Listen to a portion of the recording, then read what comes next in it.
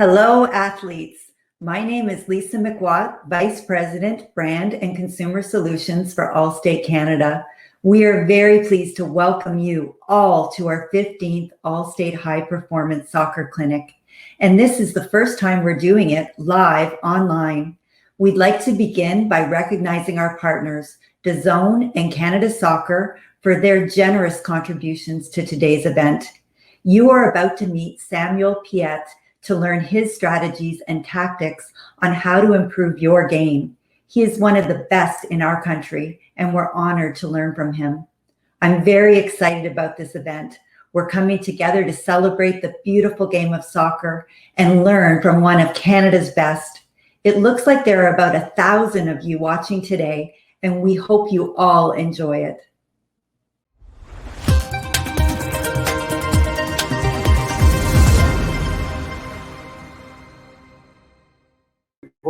And welcome everybody to the Allstate High Performance Soccer Clinic presented by DAZN.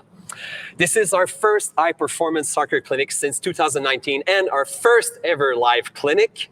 I am your MC, Francis Lalonde, and with me is our featured guest for today's event, Samuel Piette, star defensive midfielder for the Canada's national soccer team and also for Club de Foot Montréal. Samuel, thank you very much for being with us. Of course, thanks for having me. I would also like to take some moment to thank Canada Soccer for making Samuel available today. Of course. As some of you are still logging on our website, we will give you the chance to ask Samuel questions today, and you can do so on the Q&A section that you will find on the right side of your screen. Maybe you would like to know how Samuel trains every day, or what he eats to stay fit, or perhaps to know who is his favorite teammate.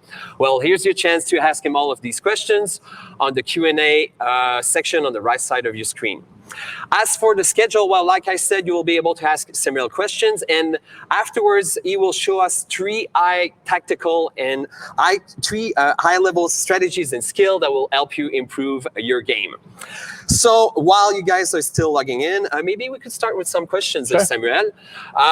So tell me, I know that it's important to prepare physically for a soccer game, but I guess it's also important to prepare mentally. So how do you train mentally? How do you prepare yourself for a game? Yeah, obviously it's a very important aspect in the game. Physically, you work every day, you train every day, but mentally, with a lot of games that you play, a lot of trainings, you have to be mentally fresh when you step on the pitch in an important game. There's obviously to visualize what you're gonna do on the pitch before you start a game, or even training, to prepare your mind, kind of knowing what to expect when you step on the pitch, when you played a game and then you reflect on that game, what you should have done better or what you did well. So obviously to look yourself in the mirror and say, okay, I did this well, but I should have done that better.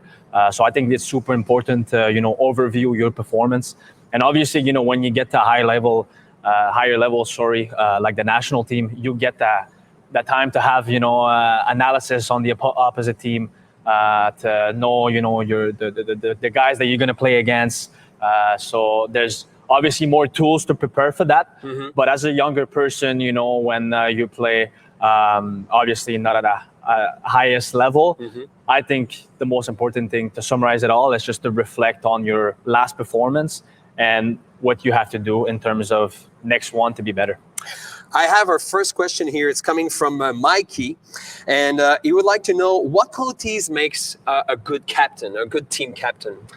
That's a good question. I think first of all, you have to be someone that earned the respect of your teammates on the pitch, obviously with your qualities, but especially off the pitch. Because if you're not a good person off the pitch, people will not really listen to what you have to say, when you're on the pitch and you couldn't really guide your teammates. Mm-hmm. I think you have to tell the truth too. When someone is not having a good day, or someone needs a little wake-up call during a practice or a game, you have to be able to tell the truth, be true to the person, and tell them to, come on, it's time to step it up because we need you on the pitch.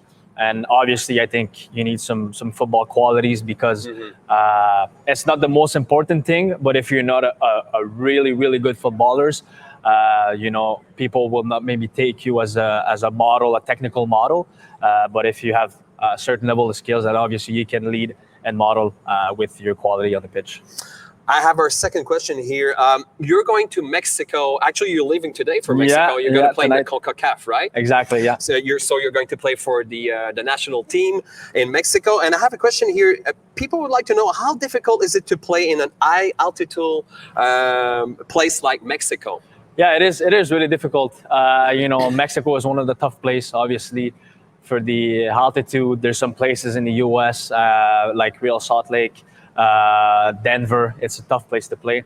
We have a certain preparation before that, in terms of getting to be more comfortable in the heat, in the altitude.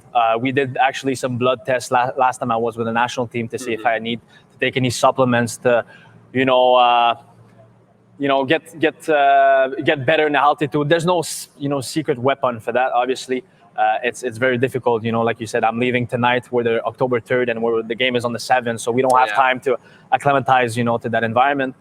But it's really difficult. How much time does it take usually to acclimatize to I would say around 2 weeks. Oh, wow. Yeah, so it's pretty long. But unfortunately, we don't have that time. I have my club. And we get to the national team tonight, 3-4 days before the first game. So it's a bit difficult. There's some stuff that you can do. Obviously, nutrition is super important. Hydration also, because you lose more fluid when you're in a high altitude. So that's super important. You're actually talking about what you're eating and the supplements. So that was our next question, was coming from Joe. So what is your pre-game meal? What do you eat before game? I pretty much always eat the same thing. I eat pasta, obviously, a lot of carbs. I think it's super important to get that energy for obviously running, and like I said, the fluid that you're going to lose. So obviously a lot of water and always a little piece of protein, so either a piece of chicken, a piece of salmon, to have, that power to, to have that strength when you step on the pitch to be able to win your battles and all that. So it's mostly carbs, which is pasta or rice. I personally prefer pasta and chicken or salmon. Yeah. So I guess that would be the meal that you eat before the game. Yeah. Let's say, I don't know, like a few hours before the game. Yeah, around 3 hours. Around 3 hours. And let's say, do you eat prior to the game, like within an hour, 30 minutes prior to the game, or not really? Yeah, I like to eat a little bit of fruit. So let's say a banana. There's a lot of potassium in there, so it's really good for cramps, to avoid any cramps. Just small fruits, berries, stuff like that. But I think the most important thing before a game, let's say 30 minutes to an hour, you don't want to eat too much to be too heavy on the pitch, but it's the fluid intake that you get. Super important, because obviously you lose a lot of water when you're running. Oh, well, good to know. Well, those were the first questions that we answered, but we're going to answer some more later on. Now, Samuel will go on and show us some tactics and skills that will help you improve your game. So, Samuel, I will let you go. Perfect, thank you. Show us those skills, and I'll be waiting for you right here. Thanks. So, we'll follow Samuel on the field. And like I said, you'll be able to ask more questions to Samuel in just a few minutes. Go on a Q&A section, and you will be able to ask him some questions. So, all right. So let's follow Samuel. Oh, are we? All right. So perfect. Before I start, I would like to introduce one of my partner, my one good friend, Guillaume Comtois. So Guillaume is an ex-soccer player. He still plays. I think you still play. He changed his job, but we used to play together when we were younger. We did the provincial team together. So he's gonna be with me today, helping me out for the second and the third point. I won't be needing him for the first part, but he'll be helpful. So thanks for coming. Appreciate it. Thank you. All right. So the first point I want to touch on is environmental awareness. So obviously, when you're on the pitch, it's super important that you know where you are on the pitch and recognize what your options are. So the first point I want to talk about is, before getting the ball, it is super important to have your head up, all right? Because if you look at the ball or you just look at your feet, even if the ball is not close to you, well, you won't know what your options are, all right? Also, it is super important to know your teammate's position. Because let's say you're in the middle of the pitch, and then before you're about to receive the ball, you want to know, do I have a teammate on my right? Do I have a teammate on my left? Also, defenders, do I have a defender on my right? So when I receive the ball, I can go on the left side, or the opposite. So that's why it is super important. The next piece is, am I in a position where if I receive the ball, I'm in danger to put my team in trouble? Let's say in your goal area, the 18-yard box, we call it, or I'm up front in front of the net, and if I lose it, I'm fine. So there's always that risk assessment that you can, let's say, evaluate, and then you can play with that. Because if you're in a position where you're not in danger, well, you can take a bit more risk. You can try to dribble the player, or if you're in a position where you're in front of the goal and you're not supposed to lose the ball, well, maybe it's the best option to kick it or, well, to pass it. So on my point there also, when you receive the ball, I think it's super important to realize, are you alone or you're pressure? So if you're alone and you receive the ball, obviously you had your head up, like I said, before you get the ball. If you have time on the ball, then am I able to gain space on the pitch to go forward and then to try to bring, all the team forward and then play to one of my teammates that is open? Or if I'm pressured, obviously, you'll have to make a decision quick. So is it better to just protect the ball and then play safe maybe to one of my defenders behind? Or maybe just pass it back to the same person that passed me the ball? So it's always super important to know, do I have time on the ball or am I pressured on the ball? If you're pressured on the ball, like I said, there's always that safe option that you can pass it back to a teammate. So I will use Guillaume for that. So let's say Guillaume has the ball there and he passes me the ball and I have a defender on my back. I can play back one touch. It's super important to play him back because he's the one facing the full pitch. My back is against the goal that we are attacking, and then he has the option of him. So if he passes me the ball, maybe I can take a touch, bring the defender, and then just pass him back, and then he has the better option to play a free teammate. The other option is either do I play short or long? So when I receive a ball, obviously you take a control, your options are, do I have the time to, like I said, gain space? And do I play long to one of my teammates? Let's say I'm in the middle of the pitch and there's someone really free on the opposite side. Do I play long because he's in a better position to attack? Or do I play short to one of my teammates because I want to attract the opposite team to make sure that they come? And then from there, I pass it. I give an option right after. And then, like I said, with Guillaume, I have the play in front of me and then I can play. So there's always that assessment that, am I alone?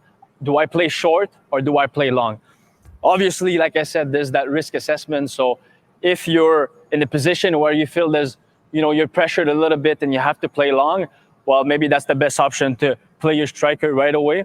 So to avoid the danger of losing the ball close to your net and being higher up the pitch, because obviously we want to attack, we want to be high up the pitch. And if you play long, well, obviously that gives time to the full team to push up.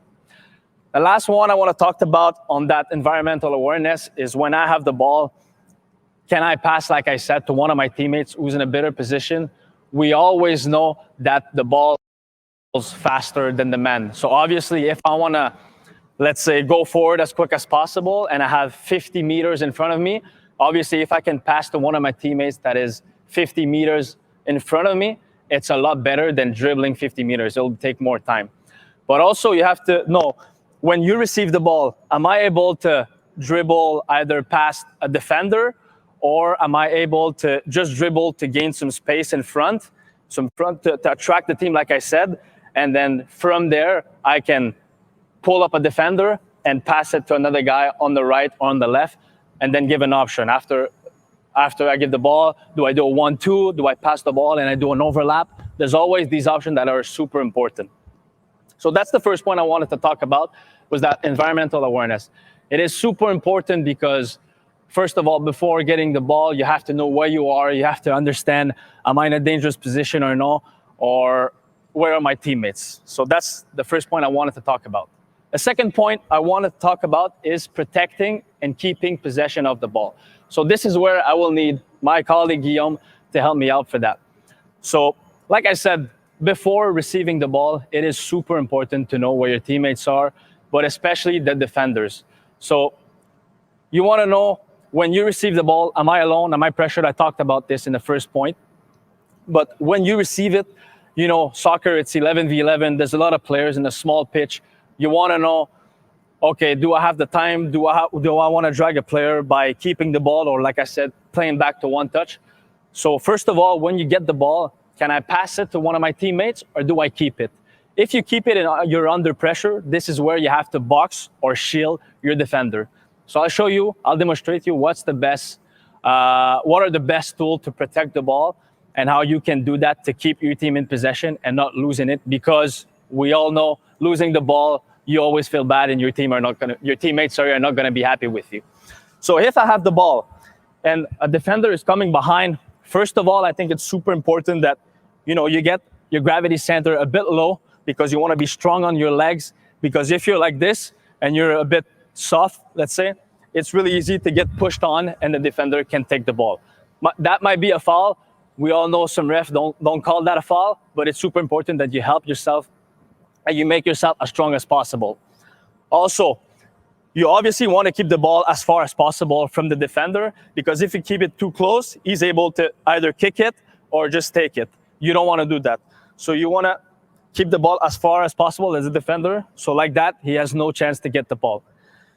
The third one is use your arm. Obviously, we all know in football, you can't use your arm beside the goalkeeper. He's the one that can only use his hand to catch the ball. But you can use your arm, not your hands, but your arm, your elbows, your shoulders, to use that as a protection, to shield, to box a defender. So when I have my defender right here on my side, come here, we'll do like this. That's perfect. So first of all, I said low gravity center, ball away, and I want to use my forearm right there on my defender. Obviously, you don't want to hit the defender because that's a foul and you could be cautioned for a yellow card and maybe a red card if it's in the face. You want to use your arm to, have the support here to keep the defender away as much as possible. Arm too, you can move your hips. So that way, if he's moving on one side, you're able to move your hips, all your body, and to shield it like this. Using your arm too also helps you, like I said, protect the ball, keep the defender away, but you have to be in an angle. You have to be in an angle with the ball so you can see the ball and you can see the defender. So that way, if he moves over there, I'm seeing him, I'm seeing the ball, and I'm able to defend. If he's going on the other side, I can move and I can play with him. If you're just square to the ball and he's behind you and you're square to him, you can't really see where he is, and it's a lot easier for the defender to collect the ball. So that's why always an angle, low gravity center. Use your arms. Don't be afraid. Obviously, like I said, once again, be safe. Don't throw your elbows to the defenders. Make yourself strong. And if you have to, if the defender sometimes pushes you a little bit too much, just go on the ground. They'll push you, and there's foul. You can go on the ground, foul, and then that gives us time to breathe, to get back into good position, to get high up the pitch, and then play your option. So that's how we protect the ball. The second part of that I want to touch about is facing the touch line, because there's a lot of situation where, it's tricky. You get the ball, you don't have a lot of option. Let's use this line, for example, as a touch line. The ball is about to go out. You have it, you touched it, let's say, and you don't want to give a throw in to the opposite team. So it's super important. Obviously, it's a difficult, like I said, situation. Defender is behind you. The defender is behind you. You just have the ball. The ball is going out, or the ball is not moving, and now you want to keep possession. So first of all, am I allowed? First option, am I able to play quick, either pass to left or right? Let's say we attack there. Can I play forward? Obviously, this is the best option. Or can I keep my team in position and just play back? So there's always that first option that is super important, obviously, and an easy one because you keep your team in possession. The other one, well, first of all, the same technique. When you shield the ball, you want to be as far as the defender, you want the ball as far as possible from the defender. You want to put your body in a low position, be strong. And obviously, I talked about fouls. If you can win a foul, because don't ask me why, I don't know why defenders are tempted when you're in a tricky situation, you don't have a lot of option to just make a foul on you. They try to push you or something, and we all know soccer, yes, there's a bit of faking, but it's obviously part of the game. But you could use that at your advantage to win advantage, gain a foul, because like I said, you don't have an option. So you're strong, he pushes me a little bit, you fall again, and then you win a foul, and then we get back into position. The other one you can do, if you're really close to the line. Sometimes, the ball is on the line and the defender is really close. You don't know what to do. You can just kick the ball on the defender and then you win a throw-in. And then that gives you time once again to breathe out, to settle, to get back into position. And then obviously to see better option than just looking at your own feet and the ball going out. Last topic I want to talk about, is reading the play in defense. I personally think it's an aspect of the game that maybe we don't talk enough about it because it's super important. This is super important for my position as a central midfielder, defensive midfielder.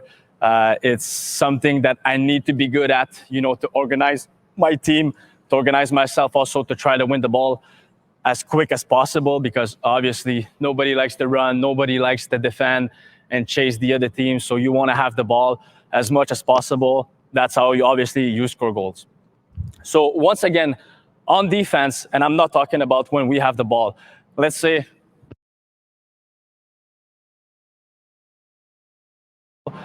first of all, I want to know where my teammates are.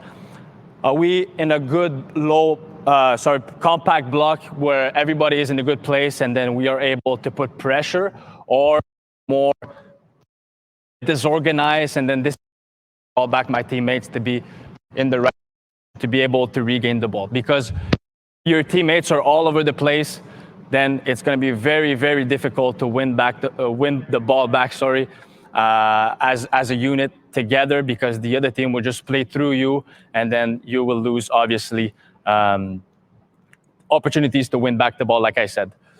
Also, like I said, you have to know where your teammates are, but you have to know where the opposite teams are. So obviously, if your team is all around the place or you're really high up the pitch and you're trying to press the goalkeeper, you have 4 guys, 5 guys with you, but they have 6 guys on top with 2 defenders. You don't want to do that. You don't want to leave a 2v6 behind. So you have to be smart to be all together, and then from there we defend. So you have to realize, is there a danger or not? Am I in a position where, okay, we're not really in danger, the ball is at the goalkeeper's feet, I can let him have the ball, or they're about to cross, put in a cross, and then there's 3 striker, 3 have to mark them. So maybe there it's more a man on man. So these are all the questions that you ask yourself before making a move, yourself face down and just sprinting. So that's why when you realize, okay, where my teammates are, where the defenders are, you have to realize or recognize, can I be aggressive?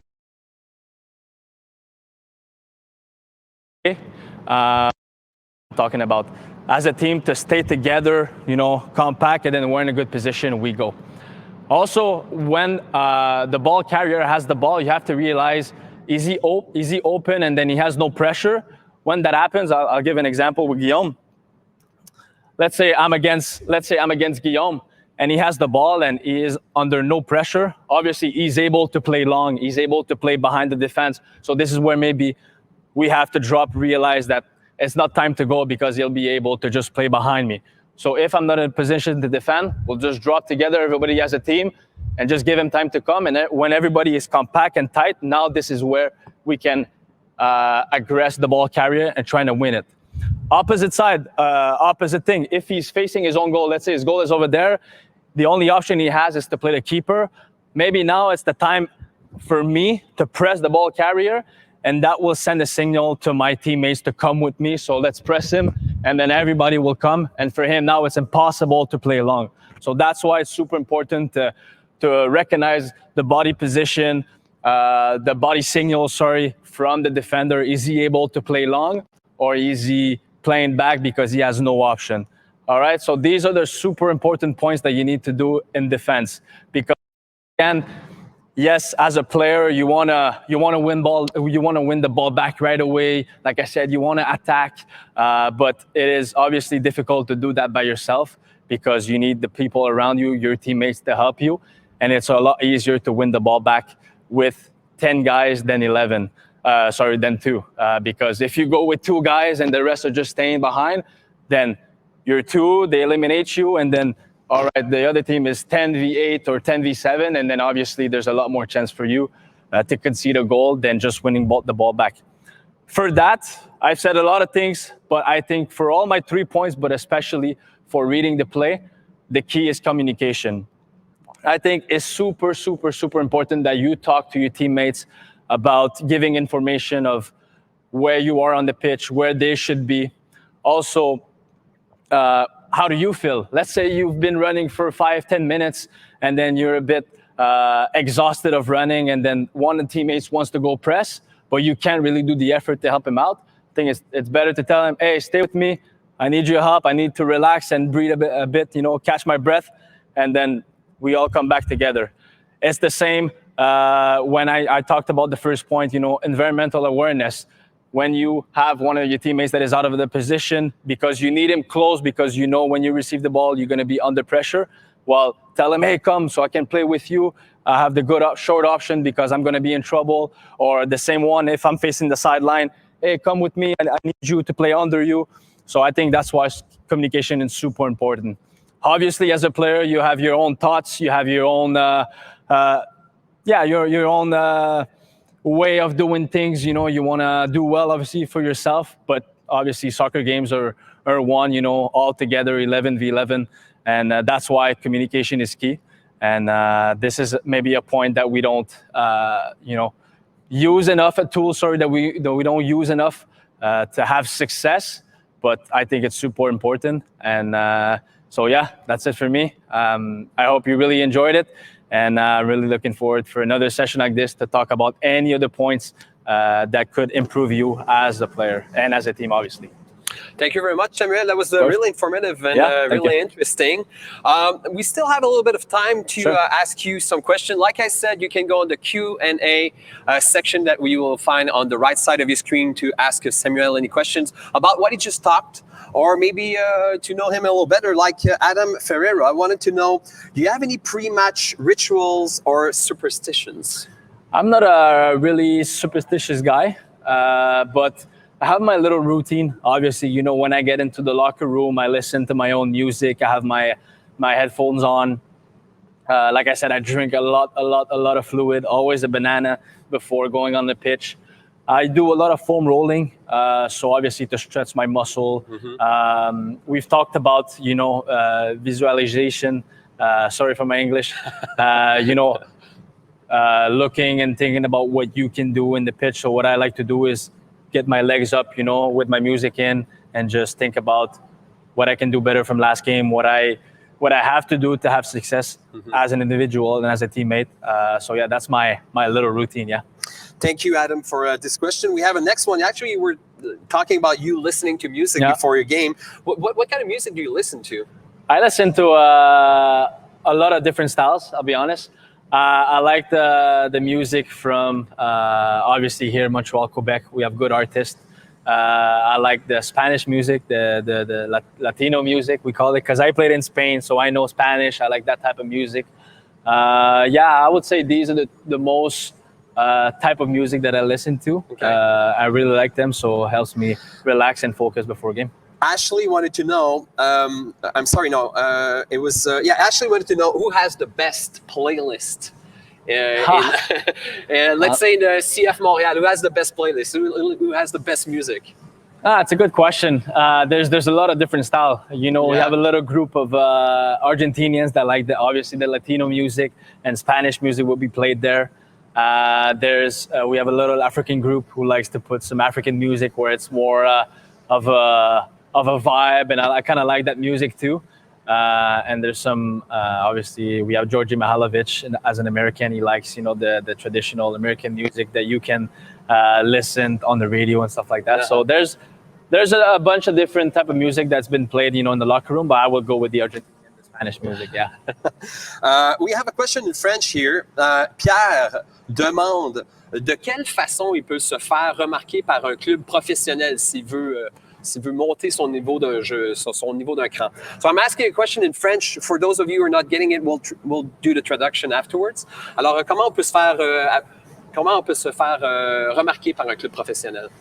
Mais évidemment, se faire remarquer, c'est un gros mot, dans le sens que je pense que ça passe par tout simplement de bien travailler, de bien s'entraîner, mais surtout de bien jouer, parce que c'est là que tu peux te faire voir par une équipe étrangère ou une équipe locale ou évidemment des scouts, des agents, etc.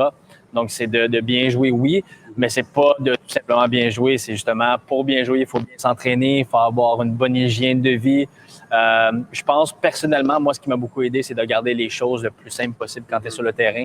Justement, d'en faire trop, c'est peut-être là que tu peux un peu te perdre. Te perdre, exactement, te faire avoir, de vouloir impressionner, c'est peut-être pas la meilleure manière.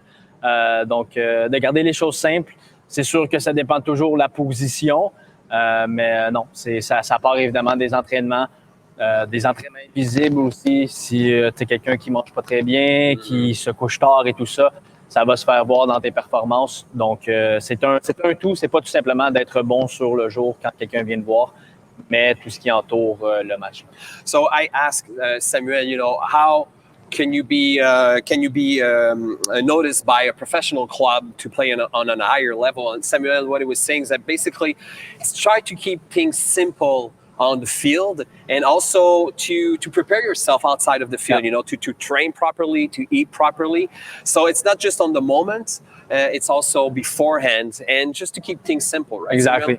Yeah. Perfect. We have another question here. I have Alexandra and a Deacon who are asking, what conditioning work helps you the most for your stamina and for your speed? Yeah, I mean, stamina, obviously, there's no secret. You got to run. And that's something that we don't really like as a footballer. We actually do run a lot in games. Do you run a lot also during your training? Yeah, so first of all, let's say there's the off season where the season is over and you're in vacation or you don't have any training with your club. There's a lot of running there because you want to prepare yourself for what's coming. The preseason is always super hard after you have the training and obviously the games that you want to be fit as possible. But in trainings too, and in a normal week, on a training, you can run up to 5, 6, 7 kilometers without even realizing it because you play, you have the ball, you run backward, forward, on the side. So you run actually a lot and that you work on your physical attribute over there, but you don't really realize it. But just obviously the easiest training is just to go out and run. There's always, different type of runs. You can do a longer run for, let's say, a couple kilometers, or you can do intervals, which is different and prepare you a bit different. For speed, I think sprinting is the best. Obviously, working on your running technique, when you sprint, is super important. There's no secret for that. It's just to put in the work, and that's it. All right. Jenna asks, how do you go about setting goals for the seasons, and are they personal or team driven? They're both, honestly. Yes, soccer is a collective sport. It's a team sport, obviously. But I think you want to do well for yourself. You have you want to set some objective, for yourself. And I think it's super important, to always aim for better and perform. So obviously with my team, let's say with CF Montreal, the goal is to make the playoff this year. So that's a collective objective. I had an objective of scoring another goal this year. I scored my first one last year. I wanted to score against this year. You came close. I came close again to get another one. Yeah, so I scored my goal this year. Obviously, I would like to get 2. I have 2 assists now. I would like to get 3, 4, and a bit more. But I think, you want to do well personally, but you want to do well as a team, because to go back to Pierre's question, how can I be seen from a scout? Obviously, if your team is doing well, it's because you're doing something good on the pitch. So that's another way to be seen. That's a great point right there. Jamie asked, how do you know what to eat for proper nutrition when traveling to foreign countries? Yeah, it's a good question, because when you go to different countries, foreign countries, like you said, the food is not always the same as the one you eat, when you're home. I'll give you a nice little a story where, you said I'm leaving tonight for Mexico, and the national team actually brought a chef from here to be with us to make sure, the food is well prepared, it's good and all that. So we're obviously really, really lucky to have that. But, we're always in good condition. Like I said, it's a team sport and you have people around you. Yes, you have the team, which are the players, but you always have a team behind the team, which is the director for all the logistic, travel, food, and all that, hotels. So we have people arranging that. For us. So they play a massive part, and they try to get us the best food as possible. So, like I said, in the worst case, you always go for pasta. You can never go wrong with pasta. It's good, it's healthy, it's good for the sport. Not too much though, especially not on day off. But yeah, you can do pasta. I have a more personal question here. Danny asks, are you ever going to cut your beautiful hair? That's a good question. I actually I've had a long hair for a while, and I like it. I like the style. I think it's part of my trademark now. So yeah, maybe one day. Not yet, because my girlfriend likes it like that too. So I gotta please her too like that. But maybe one day you'll see me with short hair. If you look at some photos, I don't know if they have that on the internet. When I was young, I've always had short hair. You can ask Guillaume. I play with him with no ponytail. But yeah, maybe I'll go back to that one day. We'll see. I had another question, because you were saying you're going to Mexico. You've played on an international level quite a few times. So Jeff is asking, what country has the most intimidating fans? That's a really good question. I would say, yes, Mexico is really difficult. Last time I was there was a couple of years ago. We played Mexico, and it was an Azteca. A stadium, I think, can hold up to 100,000 fans. Wow. I think at that time they were doing some renovation in the stadium, so it wasn't full, but there was at least 75,000. So that was really impressive. But another place that is really difficult to play is Honduras. The fans over there are pretty crazy. I remember walking on the pitch, before warm up, they were throwing us, money, like coins. Sorry, they were throwing at us coins. Stuff like that, throwing anything they could at us to intimidate us. It was super loud. It was obviously really, really hot. I remember, I think we played at 2 p.m. in the afternoon, so It was like 40 degrees. The grass was this long, because they knew we had quality, and maybe they wanted us to not play on our qualities and more. So yeah, between both of them, I would say Honduras. That's a place that you're never really happy to go, I think. I have Caitlin here, who's asking, do you know any TikTok dances? And if so, can you do one? No, I'm not dancing, that's for sure. I don't know. I know some of the dance, yes, but I couldn't do it. I mean, I seen it when I scroll, or whatever you call it. But I couldn't do it, and sorry, I won't be dancing or singing here today. That's not what I came for. Dom is asking, who is the funniest member of Team Canada? Oh, there's a lot. Daniel Henry, our center back, is really fun in his own personal way. Alfonso Davies, one of our stars. He's a really good guy. Yeah. And he's the one that he's able to crack jokes. I think Maxime Crepeau, too, goalkeeper for Whitecaps Vancouver. He's funny too, in a stupid way, and he likes to make us laugh with his stupidity. So we have a really good group, a good group of brothers, and it's always good to be with national team. So looking forward. That's what I was going to ask. It must be fun to be on the road with with these guys, because you're with your teammates with CF Montréal, but then you get to go on the road with another group of guys. So it must be fun to. Yeah, it is. I mean, it's difficult, obviously, to leave your family behind. I just had a son, and leave your people back here in Montreal. But when you get to an environment where, like you said, you have a good group of boys. The staff too, are really good. So it's super important to have that, because when you're away, you miss home. But when you're able to change your mind, with some people, it's always fun, and looking forward to that camp. I have another question here. No names though. What is it going to take for CF Montréal to make it to the playoffs? I think we're on the right path. Obviously, winning games, we got to collect points. I think we're at 40 points now. Obviously, the target would be around 50. Mm-hmm. Maybe I think with 48 points, we could be able to be in. We have a good amount of games at home left. You got to win at home and try to collect points away. Atmosphere is really good with yesterday's win against Atlanta. Now some guys have a little break. Some guys will go with the national team. So I think now it's time to reload the batteries and, face that final sprint altogether. But I'm confident. I think this year we'll make it for sure. So you're going on the road, you're traveling. I guess there's a lot of time to kill when you're on the road like that. So I had a question here. People were asking, what shows are you binging on Netflix, and are you a Squid Games fan? I actually started watching Squid Game. I'm I think 20 minutes in the first episode. Okay. So obviously that's something that I will be watching, on the plane or back in my hotel room over there. I really like the show Ted Lasso, which actually a show where it's an American football coach that comes to train a team in the UK and has no idea about football. Well, that's a really fun show to watch. Mm-hmm. These are my two. I just watched recently the show on the Formula 1 too. I think it's called Drive to Survive. Exactly. It was really really interesting. To see also different athletes, in different sports, and to see their mentality, how they prepare as well. I'm asking the same question about these guys because it's a different sport. Obviously, they're asking for different stuff. So it was really interesting. I have a question here from Amit Kumar. He's asking you to please share tips for taking a great penalty kick.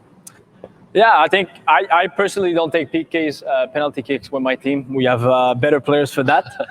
But I think it is super important first, this guy where you're going to shoot. Because if as soon as you plant the ball and then you look only in one corner, yes, that could be something where, okay, you look on the left the full time, but you're going to shoot on the right. But I prefer not watching the keeper. I prefer watching the ball going back, stepping back.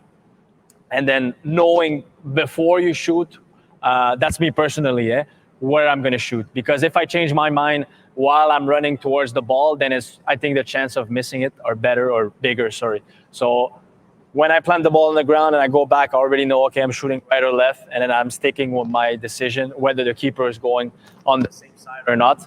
And then it's just to shoot as hard as possible. But I think it's better to be precise than the strength you put in the ball. Mm-hmm. So yeah, that's my tip. Just make sure, be confident, and this guy's your side. Another question about workouts. So what would be the best workout to build proper leg strength? Leg strength. Yeah. Okay. So I think it's obviously good, to go in the gym and do some squats. You can do some squats, some one leg squats, Bulgarian squats with a bench, stuff like that. Lifting weights in general is always good. But I think it's good to combine that with a run or a jump. So let's say you do squat for, let's say 10 reps, but then after you include, 10 jumps, 10 box jumps, right after those weightlifting, because that will increase the power that you have.